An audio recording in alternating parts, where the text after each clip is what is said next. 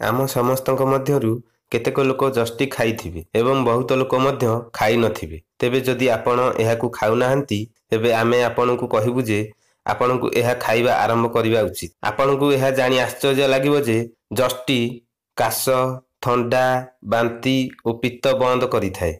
जस्टी कौनसी प्रकार घा पई बहुत लाभकारी होइथाए। खराब जिनिस खाइले पेटरे हेउथिबा समस्या को जस्टी दूर करिथाए। आपणकु कहिबाकु चाहुछु जे जस्टी द्वारा थंडा, काश एवं छाती रे कफ भली समस्या समाप्त होइथाए।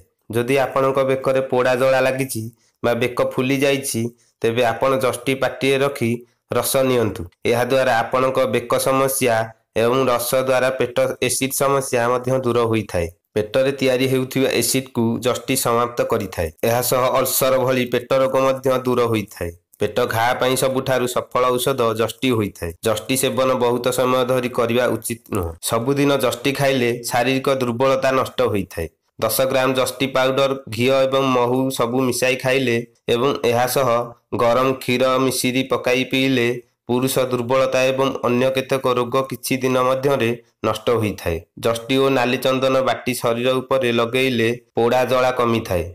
जस्टी द्वारा बहुत प्रकार लाभ होइथाए। आशा करूछु आपनकु हमर एई भिडियोटी पसंद आसीथिबो। आपनकु एही भली स्वास्थ्य संबंधित टिप्स आगु जानिया पई आम भिडियो को लाइक एवं सब्सक्राइब करंतु। नमस्कार।